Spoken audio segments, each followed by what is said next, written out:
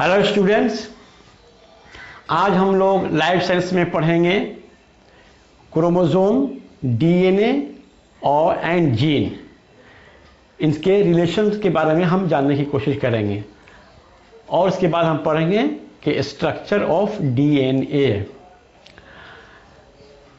देखिए, ये एक सेल है और सेल के अंदर में ये एक न्यूक्लियस है और हम जानते हैं कि सेल के न्यूक्लियस के अंदर में क्रोमोसोम पाए जाते हैं।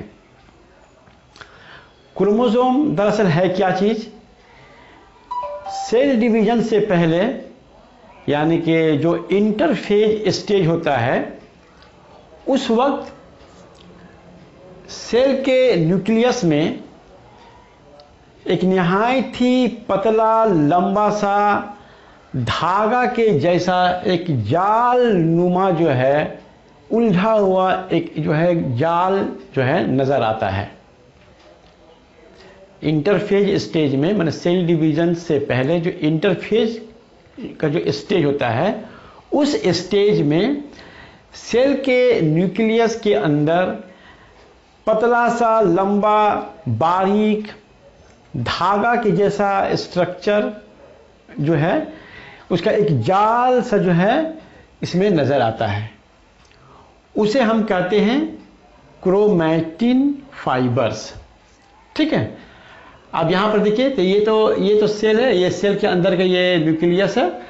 इस न्यूक्लियस को यहां पर बाहर में हम निकाल दिए हैं समझने के लिए। ये न्यूक्लियस है, इसके अंदर में ये जो है बहुत ही लंबा धागा पतला ऐसा जो है एक जाल नुमा स्ट्रक्चर है। इसी को हम जो है क्रोमैटिन फाइबर्स कहते हैं। ठीक है, अब ये जो क्रोमैटिन फाइबर्स है, अब जब सेल जो है डिवीजन के लिए तैयार होता है, जब सेल रेडी होता है टू डिवाइड, तो उस वक्त ये जो क्रोमैटिन फाइबर्स जो हैं, माने ये जो धागा की तरह जो है आपको जो दिख रहा है, ये जो है कंडेंस होना शुरू करते हैं, माने कॉइल होना शुरू करते हैं। माने ये जो जैसे मान लीजिए कि ये इस तरह से कोई एक धागा है, ऐसे ये एक धागा है, मान लीजिए धागा है इस तरह से। ठीक है, ये कोई धागा है पतला सा, तो ये धागा जो है इस तरह से जो है फिर एक इस तरह से कंडेंस होने लगता है, अपने आप को कॉइल करने लगता है। जैसे सूता का आप रील देखे हैं, तो उस रील के ऊपर जो है सूता जो इस तरह से जो है क्या होता है, कॉइल रहता है। अगर उसको जब अनकॉइल कर देंगे तो आप जानते हैं सूता, वो धागा जो है कितना लंबा हो जाएगा। ठीक है, तो वो धागा जो है वो क्या होता है, कॉइल्ड हालत में जब रहता है रील के अंदर में, तो फिर कंडेंस हो जाता है, फिर देखते हैं वो मोटा हो जाता है। रील से पूरा अगर धागा को अनकॉइल करके बाहर कर देंगे तो क्या होगा, धागा बहुत दूर तक फैल जाएगा, लंबा हो जाएगा और पतला नजर आएगा। लेकिन वही धागा जो है पतला ऐसा जो है, उसको फिर जब रील को ऊपर ऐसा से माने लपेट दिया जाता है, तो लपेट देने के बाद फिर वो जो धागा जो है मोटा ऐसा नजर आता है। ठीक है, तो यही जो आप मान लीजिए कि ये धागा है, ये क्रोमैटिन फाइबर है। तो जब सेल का डिवीजन होने का वक्त शुरू होता है, तो ये जो है फिर जो है इस तरह से कॉइल होना शुरू कर देता है। अब कॉइल होते होते क्या होता है, फिर मोटा ऐसा एकदम जो है थिक कंडेंस जो है मोटा ऐसा जो फिर दिखाई देने लगता है। ठीक है, और फिर जो है वो फिर इस शेप का जो है ये शेप इख्तियार कर लेता है। ये यानी कि जो क्रोमैटिन फाइबर जो है वो फिर बाद में जो है ये एक्स शक्ल इख्तियार कर लेता है, जिसे हम क्रोमोसोम्स कहते हैं।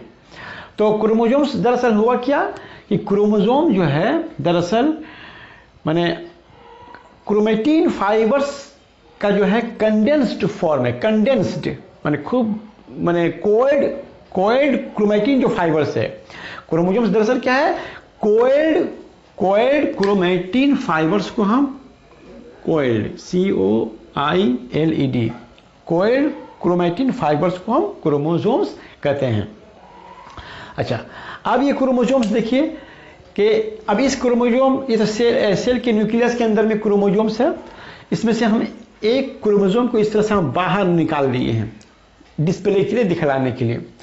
अब ये जो क्रोमोसोम जो आप देख रहे हैं, ये 2 क्रोमेटिड्स के बने हुए हैं, लेकिन ये देखने में तो आपको लग रहा है कि जैसे एक धागा की तरह है, लेकिन दरअसल ये खूब कोयल है एकदम, ठीक है, खूब कोयल, पेचीदा शक्ल में खूब कोयल जैसा है। इसके धागे को जब इलोंगेट करते हैं, जब इसको और हम अनकोयल करते हैं, जब और खोलते हैं और जब बड़ा ऐसा करते हैं, तो ये धागा जो है फिर आपको इससे 2 धागे और नजर आते हैं, माने 2 स्ट्रैंड, माने ये धागा जो है इसको जब हम इलंगेट करते हैं, जब खोलते हैं, अनकोयल करते हैं, तो ये और जो है इस तरह से 2 स्ट्रैंड में ये दिखाई देता है, ये 2 स्ट्रैंड में दिखाई देता है। तो ये जो डबल स्ट्रैंड जो आप देख रहे हैं, स्ट्रैंड का मतलब हुआ कि जैसे कि ये मान लीजिए कि ये जैसे ये सीढ़ी है, ठीक है, ये लैडर है, तो इसके इस साइड को जिसको हम रेल कहते हैं, इसको रेल कहते हैं, तो यही जो है आपका स्ट्रैंड है। तो ये जो डबल स्ट्रैंड जो आपको यहाँ पर जो मैंने एक ही धागा जो डबल स्ट्रैंड में जो आपको दिखाई देता है, इसी को हम लोग डीएनए कहते हैं, ठीक है, डीएनए यानी डीऑक्सी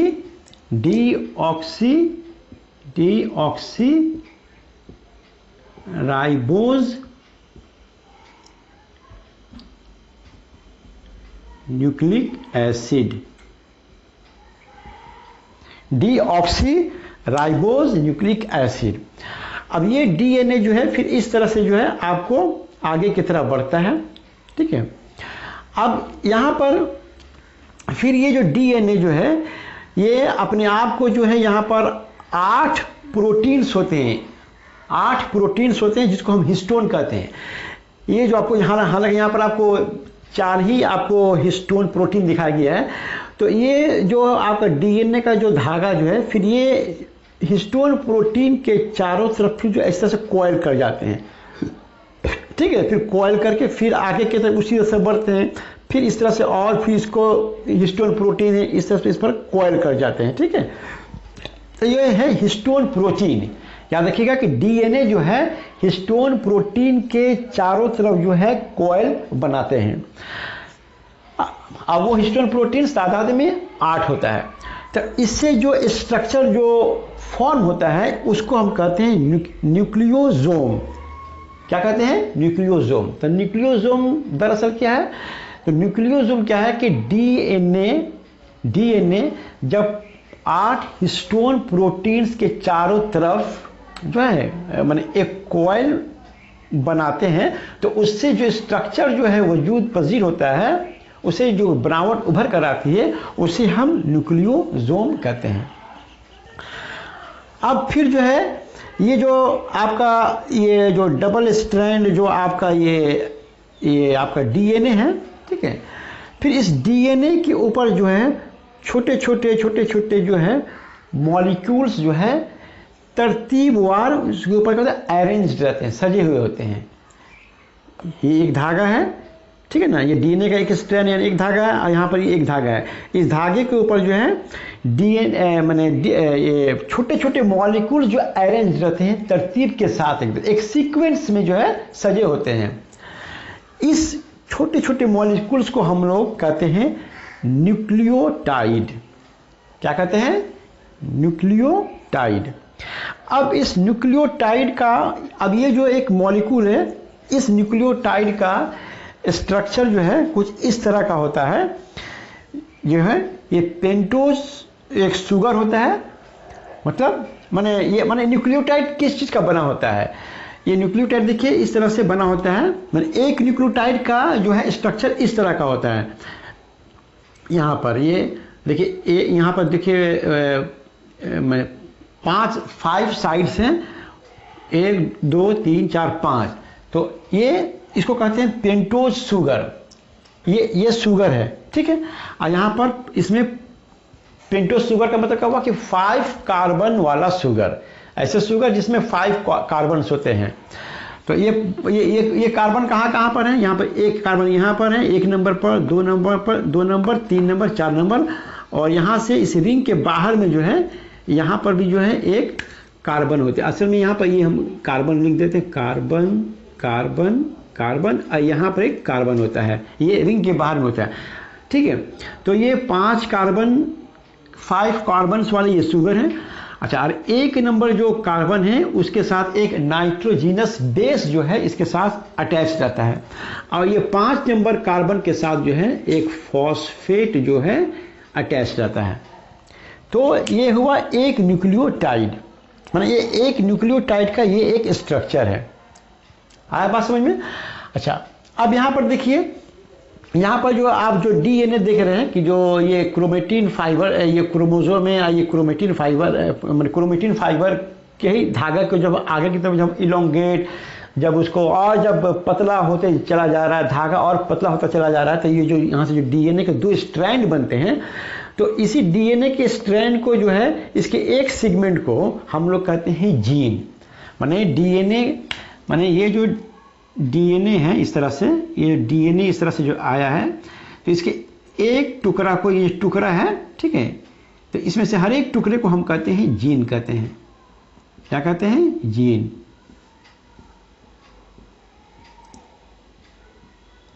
इसे हम जीन कहते हैं। तो जीन का एक डिफिनेशन क्या है कि gene is a small segment of DNA. Gene क्या है? Gene is a small segment of DNA. DNA का छोटा सा टुकड़ा को हम जीन कहते हैं। और जीन के एक और डिफिनेशन दी गई है कि ये जो डीएनए का जो स्ट्रैंड देख रहे हैं, मैंने जो धागा देख रहे हैं, इसके ऊपर ये जो न्यूक्लियोटाइड जो है, जो बिल तरतीब जो सजे अरेंज है, सजा हुआ है, इसको भी जो इसके सीक्वेंस को भी हम लोग क्या कहते हैं? जीन्स कहते हैं। तो जीन क्या हुआ कि जीन का एक और डिफिनेशन है कि जीन जो है, gene is a sequence of nucleotides. Gene is a sequence of nucleotides arranged on the strand of DNA. तो ये हुआ आपका जीन। तो अभी हमने इतनी से ओवरऑल हमने क्या देखा कि सेल के अंदर में जो है निहायत ही लंबा सा, पतला सा, उलझा हुआ जो है धागा नुमा जो है एक जाल हम देखते हैं, जिस जाल को हम क्रोमेटिन फाइबर्स कहते हैं। अब ये क्रोमेटिन फाइबर्स जब सेल डिवीजन के लिए जो सेल जो है अपने आप को तैयार करता है, यानी जो प्रोफेज स्टेज में जब जाने के लिए तैयार रहता है, तो उस वक्त यही जो है मैंने पतला सा धागा नुमा जो ये क्रोमेटिन फाइबर जो है वो कंडेंस होकर जो है क्रोमोसोम एक्स शक्ल इख्तियार कर लेता है, जिसको हम क्रोमोसोम्स कहते हैं। अच्छा, और फिर उसी क्रोमोसोम्स में ये जो क्रोमेटिन जो फाइबर है, इसको और जब हम बारीक से जो और इसका धागा जो हम और जो इसको अनकोइल करते हैं, तो वहाँ पर हमको और 2 जो है धागा नज़र आता है। इस तरह से डबल स्ट्रैंड हमको नज़र आता है, जिसको हम जो है डीएनए कहते हैं। और ये डीएनए जो है फिर जो है 8 हिस्टोन प्रोटीन के चारों तरफ जो है कोयल बनाती है, ठीक है, कोयल बनाती है। और फिर जो है कोयल बनाती है, और फिर उसी हर स्ट्रैंड के ऊपर जो है फिर जो है छोटे छोटे मॉलिक्यूल्स जो है बिल तरतीब जो है सजे होते हैं, जिसको हम न्यूक्लियोटाइड कहते हैं। एक न्यूक्लियोटाइड जो है वो 3 चीज़ों से मिलकर बना होता है, यानी कि आपका पेंटोज शुगर और नाइट्रोजीनस बेस और जो है आपका फॉस्फेट। और इस डीएनए के जो सेगमेंट को हम जो है जीन कहते हैं, या हर स्ट्रैंड के ऊपर जो न्यूक्लियोटाइड जो बिलतरतीब जो सजे होते हैं उसे भी हम जीन्स कहते हैं। तो अगर यहाँ से अगर हम देखा जाए, इधर से अगर हम देखें, तो ये जो है डीएनए जो है, डीएनए का जो 2 धागा जो है, ये 2 धागा जो है ये कोयल होते यहाँ से जब इधर से हम वापस आते हैं, तो यहाँ पर देखते हैं कि एक सिंगल धागा बन जाता है, और फिर सिंगल धागा जो 2 क्रोमेटिन फाइबर से फिर क्रोमोसोम्स बन जाते हैं। फिर ये क्रोमोसोम जो है फिर जो है पतला जो है धागा नुमा लंबा सा का जो है जाल बनाकर जो है न्यूक्लियस में मौजूद रहता है। तो क्रोमोसोम्स, तो दरअसल क्रोमोसोम्स क्या है?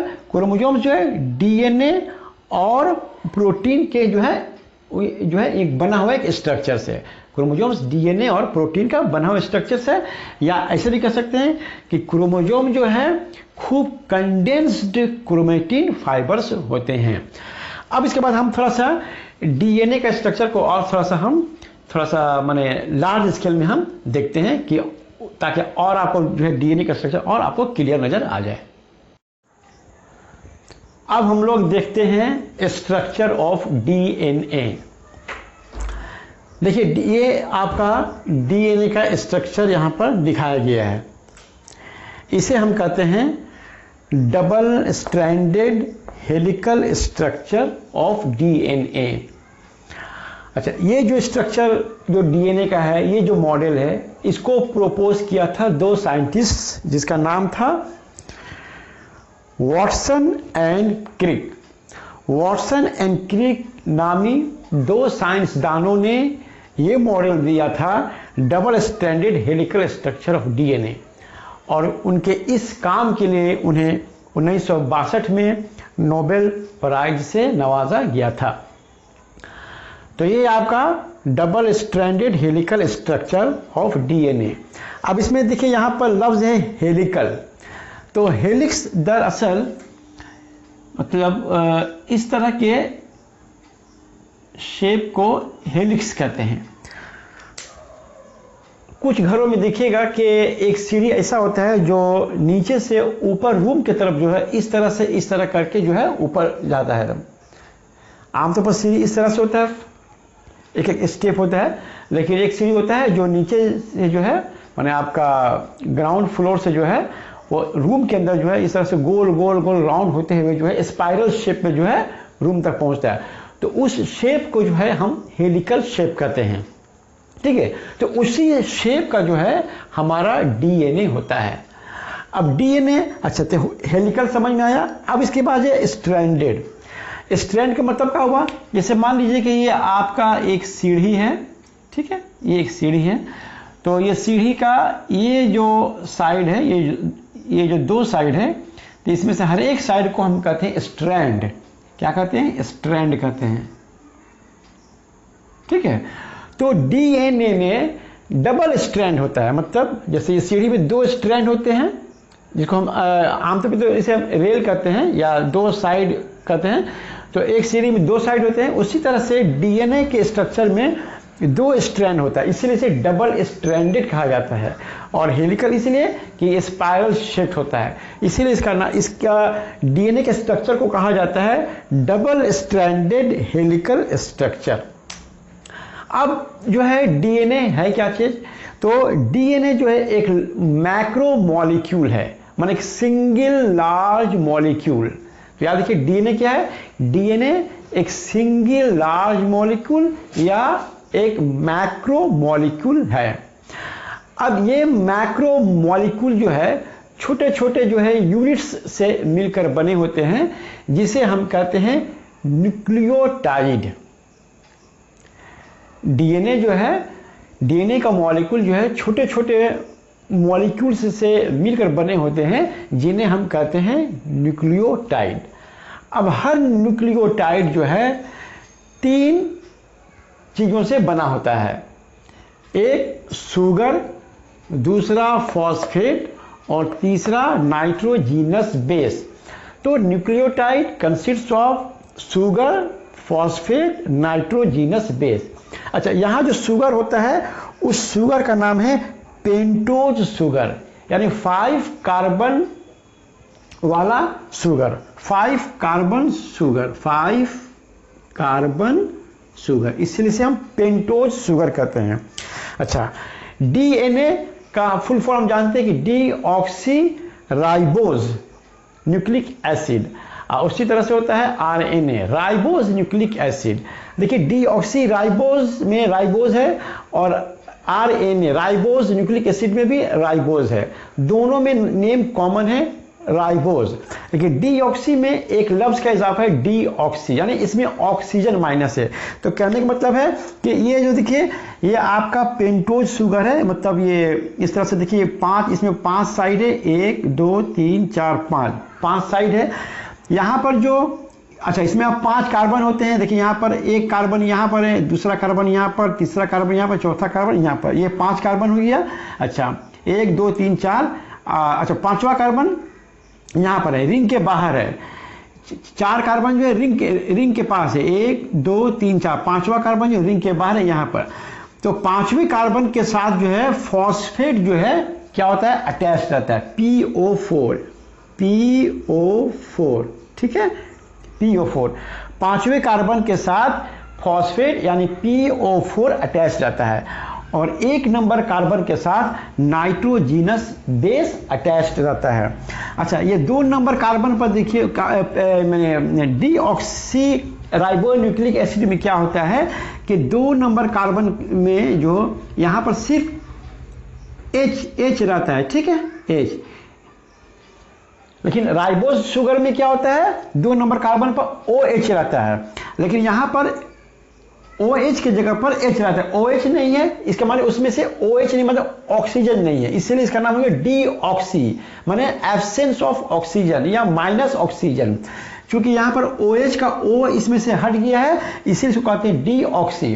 और राइबोज में क्या होता है, 2 नंबर कार्बन एटम पर जो है आपका OH जो है माने हाइड्रोक्सिल जो ये जो है आयन जो है, ये जो आयन जो है उसके साथ क्या होता है, अटैच रहता है, ठीक है। तो ये आपका पेंटोज शुगर का ये आपका स्ट्रक्चर है। तो पेंटोज शुगर हो गया। अब देखिए कि हर जो डीएनए का हर एक स्ट्रैंड जो है, हर एक स्ट्रैंड जो है न्यूक्लियोटाइड से जो है मिलकर बना होता है। न्यूक्लियोटाइड जो है माने जैसे ये जैसे मान लीजिए कि ये आपका माने ये जो डीएनए का जो स्ट्रक्चर है, इसको हम इस तरह से सिंपल फॉर्म में हम देखते हैं। अगर आप देखेंगे तो ये सीढ़ी की तरह नजर आएगा, ठीक है, ये एक सीढ़ी की तरह नजर आएगा। अब यहाँ पर ये जो है आपका जो स्ट्रैंड है, यहाँ पर फर्ज कर लीजिए छोटे छोटे जो है न्यूक्लियोटाइड यहाँ पर है, ठीक है, न्यूक्लियोटाइड। अब इस न्यूक्लियोटाइड को आप इस फॉर्म में आप यहाँ पर आप देखिए कि देखिए ये एक न्यूक्लियोटाइड यहाँ पर हमने बनाया है। अब यहाँ पर देखिए ये पेंटोज शुगर हो गया, यहाँ पर कार्बन 1 2 3 4, यहाँ पर कार्बन नंबर 5 है, और इसके साथ फॉस्फेट जो है अटैच्ड है। अब अच्छा, उसके नीचे फिर एक और जो है आपका ये माने न्यूक्लियोटाइड है, ठीक है। इस न्यूक्लियोटाइड में यहाँ भी 1 नंबर कार्बन 2 3 4, और यहाँ 5 नंबर कार्बन जो है, ठीक है। फिर उसी तरह से यहाँ 3 नंबर ये न्यूक्लियोटाइड, 3 नंबर न्यूक्लियोटाइड है, यहाँ भी कार्बन 1 2 3 4, और यहाँ पर कार्बन आपका 5C है, ठीक है। अच्छा, अब यहाँ पर देखिए कि ये 5 नंबर कार्बन के साथ क्या है आपका फॉस्फेट अटैच्ड है, और इस 2 नंबर जो यहाँ पर जो न्यूक्लियोटाइड है, इसके 5 नंबर कार्बन के साथ यहाँ भी फॉस्फेट अटैच्ड है।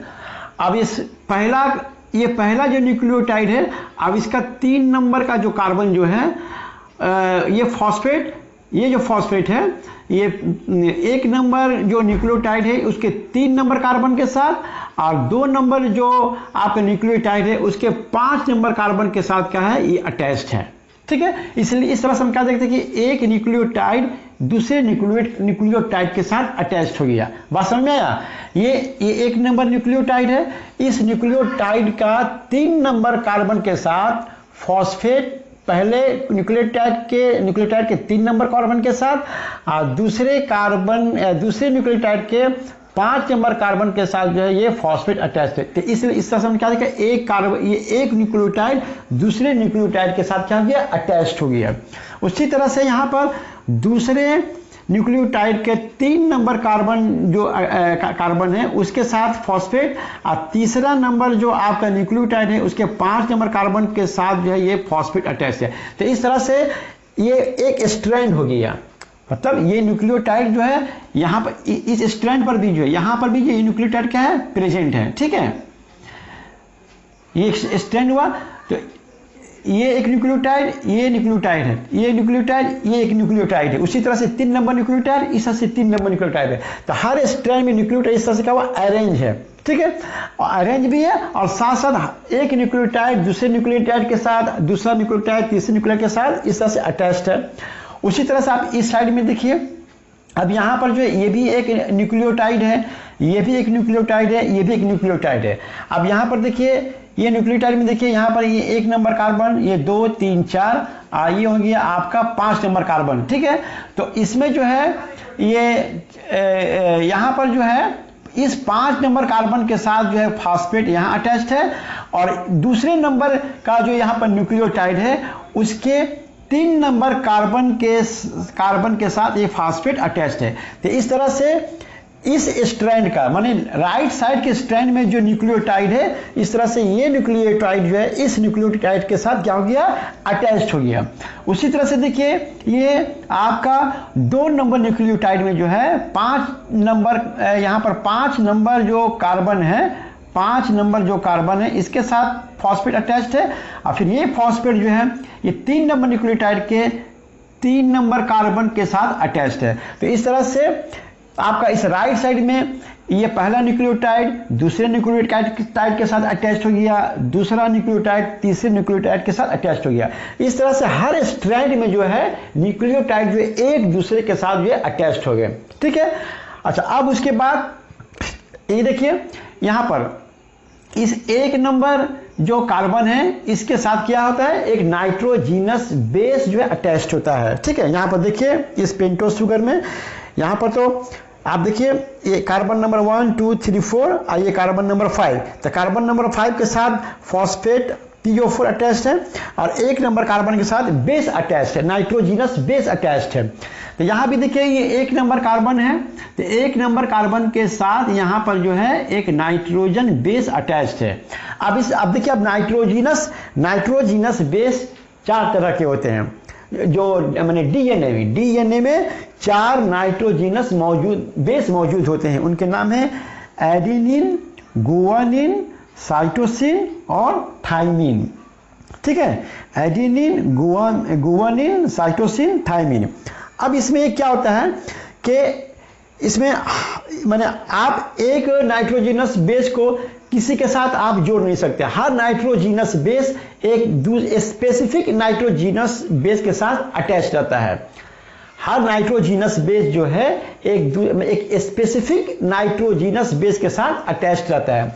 अब यहां पर मान लीजिए कि 1 नंबर कार्बन के साथ अगर गुआनिन अगर यहां पर ये अटैच्ड है, तो यहां पर माने इस न्यूक्लियोटाइड के माने आपका ये लेफ्ट स्ट्रैंड है, तो लेफ्ट स्ट्रैंड का ये जो न्यूक्लियोटाइड है उसके 1 नंबर कार्बन के साथ अगर गुआनिन नाइट्रोजीनस बेस यहां पर है, तो राइट साइड का जो ये न्यूक्लियोटाइड है इसका 1 नंबर बेस के साथ जो है आपका जो है साइटोसिन जो है आपका बेस जो है नाइट्रोजीनस बेस अटैच्ड रहेगा।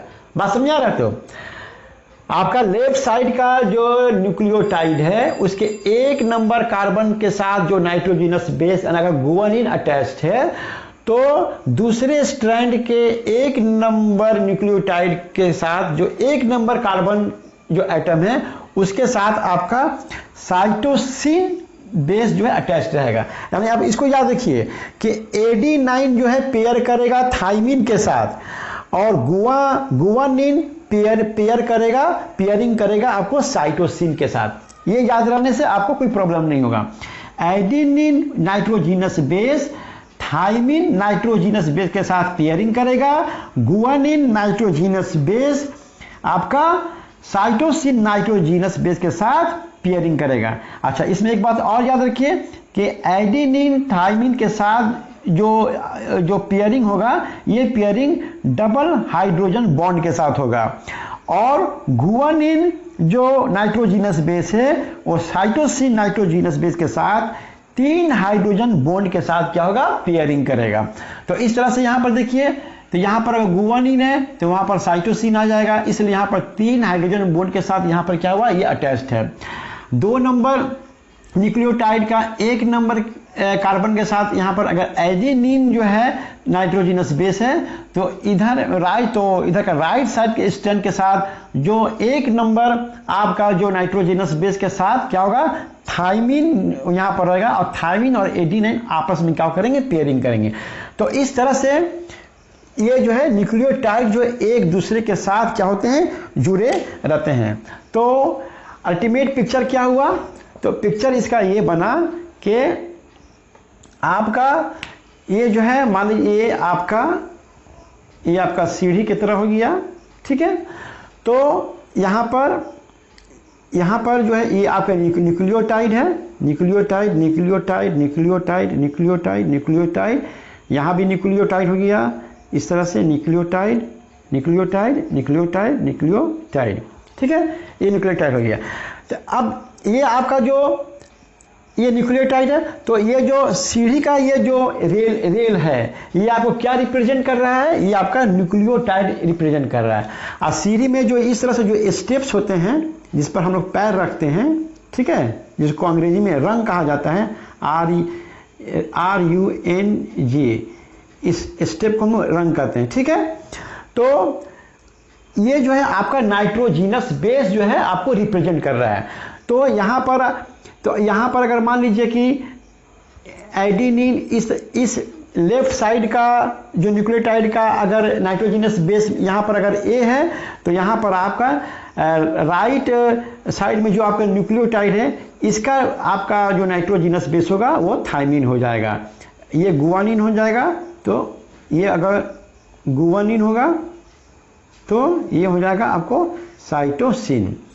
तो कहने का मतलब है कि ये डीएनए का ये जो स्ट्रक्चर है, ठीक है, ये डीएनए का स्ट्रक्चर, इसको अगर इस फॉर्म में हम देखेंगे तो डीएनए का ये जो आपका ये जो रेल है, जो सीढ़ी है, इसका जो दो साइड्स है, वो आपको अगर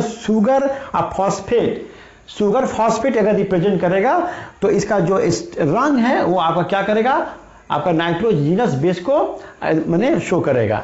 अच्छा, इसमें एक चीज और देखिए कि एक चीज और है कि ये दोनों क्या होते हैं, ये पैरेलल होते हैं। यहाँ पर आपको समझ में आ रहा है कि अगर इस तरह से ये ऐसा सीधा आ रहा है इस तरह से, और ये इस तरह से अगर सीधा आ रहा है, तो क्या हो रहा है, ये पैरेलल है। और इसमें देखिए, इसमें अगर फॉस्फेट अगर इस साइड में है, तो इधर फॉस्फेट इस साइड में रहेगा। मतलब अगर इसमें फॉस्फेट अगर आपका इस तरह से दिखला रहा है फॉस्फेट, तो इसमें फॉस्फेट इस तरफ दिखलाएगा, ठीक है। तो इस तरह से आपका जो है ये डीएनए का ये स्ट्रक्चर है, और इस तरह से जो है इसमें माने शुगर फॉस्फेट और जो है आपका नाइट्रोजीनस बेस एक दूसरे के साथ जुड़े होते हैं। तो ये था डीएनए का आपका स्ट्रक्चर। अब इसी डीएनए को अब तो स्ट्रक्चर तो हो गया। अब हम जो पढ़े थे कि डीएनए जो है, जैसे ये डीएनए है, ठीक है, तो ये डीएनए के स्पेसिफिक भाग, ये जो सेगमेंट है, इसी सेगमेंट को हम लोग क्या कहते हैं, जीन कहते हैं। इसी को हम लोग क्या कहते हैं, जीन कहते हैं, ठीक है। तो जीन का डिफिनेशन में क्या कहते हैं कि सेगमेंट ऑफ डीएनए को हम जीन कहते हैं, या इस तरह से ये जो मैंने एक तरतीब के साथ ये जो न्यूक्लियोटाइड एक सीक्वेंस में जो अरेंज है लेंथ वाइज, इसको भी हम क्या कहते हैं, जीन कहते हैं। तो ये जीन जो है दरअसल जो है हेरिडिटी का जो है यूनिट कहलाता है।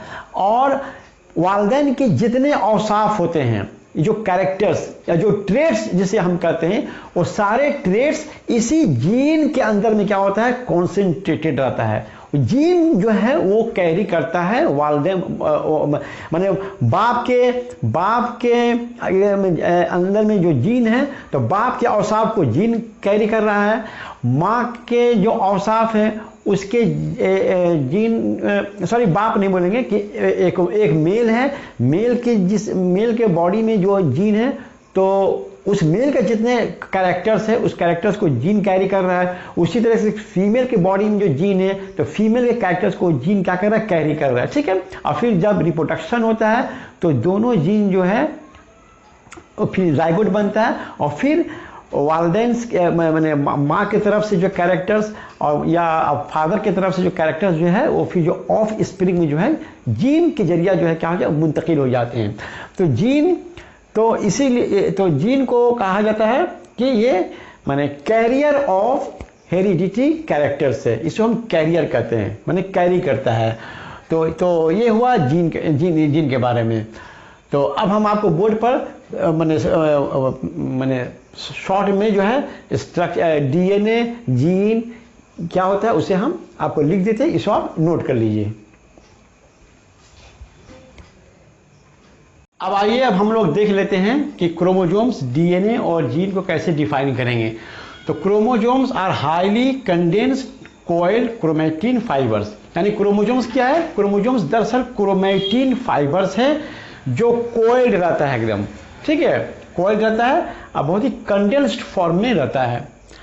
डीएनए क्या है? DNA is a macro molecule है। डीएनए एक सिंगल लार्ज मॉलिक्यूल है which is composed of 2 strands in A double helix, जो 2 स्ट्रैंड्स के बने होते हैं और इसका शेप जो है हेलिक्स होता है, हेलिक्स की तरह होता है।